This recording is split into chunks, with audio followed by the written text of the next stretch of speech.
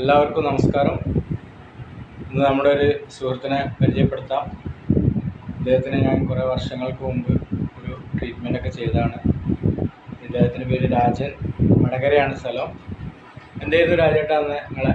ഞാൻ ഊരവേദനയായിട്ട് നടുവേദനയാണ്. അങ്ങനെ പല സ്ഥലത്ത് തൃശ്ശൂർ മെഡിക്കൽ കോളേജ് വരെ ഞാൻ ട്രീറ്റ്മെൻറ്റ് നടത്തി. അപ്പോൾ അങ്ങനെയാണ് എന്നോട് ഒരാൾ പറഞ്ഞിട്ടാണ് ഇവിടെ നിങ്ങളെ കാണുന്നത്. ഒരു 14 കൊല്ലമായി. 3 കൊല്ലം പണിക്കൊന്നും പോകാതെ കണ്ട് വേറൊരു വഴിയില്ലായിട്ട് ലോട്ടറി ടിക്കറ്റ് വരെ വിറ്റ് വരണം.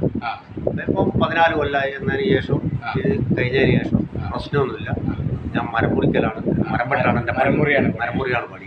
അങ്ങനെ വീണിട്ട് എന്തോ പറ്റിയതാ എന്താ അറിയില്ല. അങ്ങനെ എന്തോ ഒരു സംഭവം ഉണ്ടായതാ. ചെറുപ്പത്തിൽ ഒരു വീല മാവിൻ്റെ മുഖത്ത് വീണിട്ട് നമ്മളെ ഒരു 6-ാം വർഷ സമയമുണ്ടല്ലോ അന്നേരം. അപ്പോൾ അന്നേരം ഇതുകൊണ്ടാണ് എൻ്റെ ഇത്. നമ്മൾ എത്ര ദിവസമായിരുന്നു അന്ന് ഒഴിഞ്ഞ്? 14 ദിവസം. 14 ദിവസം ഒഴിച്ചു. 14 ദിവസം നല്ലതായിരിക്കും. അത് കഴിഞ്ഞ് പിന്നെ ഇതുവരെ ആ ബുദ്ധിമുട്ടുണ്ടായില്ല.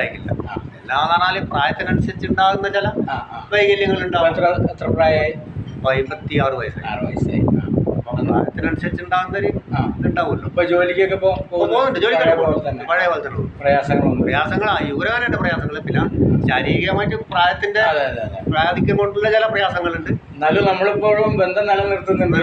എല്ലാ കൊല്ലവും അല്ലാണ്ട് വിളിക്കലുണ്ടല്ലോ. അതെ, വിളിക്കാറുണ്ട്. കുറച്ച് തൈലൊക്കെ വാങ്ങിക്കൊണ്ട് ഒന്നും വന്ന തൈലത്തിന് വേണ്ടിയിട്ടായപ്പോൾ ഒരാൾ പറഞ്ഞിട്ടാണ് ഒരാൾ കൂടി വേണമെന്നാണ്. അങ്ങനെയാണ് അങ്ങനെ വാങ്ങുന്നത്. വടകരയിൽ നിന്ന് വരികയാണ്. ശരി. വടകരയല്ല, വടകരയിൽ നിന്ന് പിന്നെ കൊണ്ട് 12 കിലോമീറ്റർ ഉള്ളോട്ട്. ഇവിടെ ചാനിയങ്കടം ആണ്. ചാനിയങ്കടം. ശരി, എനിക്കൊന്ന് മറന്നുപോയി. നമ്മൾ കുറേ വർഷമായാലും. ചാനിയങ്കടം നമ്മളെ സജീവേട്ടൻ്റെ നമ്മളെല്ലാം അടുത്താണ്. സജീവൻ, അതുപോലെ തന്നെ ഒരു ബാലമാഷ് അവരൊക്കെ ഞാൻ ട്രീറ്റ് ചെയ്തതാണ്. ഉഷേച്ചി. അവർക്കൊന്നും ഇപ്പോഴും ഒരു കംപ്ലൈൻറ്റും ഇല്ല. നമ്മളെല്ലായിട്ട് നമ്മളടുത്തടുത്ത് ഏകദേശം. നിങ്ങൾ സജീവേട്ടൻ്റെ കെയർ ഓഫിലാണ് വരുന്നത്? സജീവനോ ആരോ പറഞ്ഞിട്ടാണ് വന്നത്.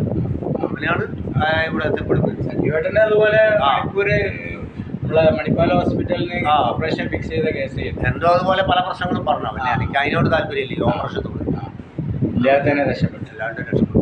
ഓക്കെ, ശരി. എല്ലാവരും സന്തോഷം.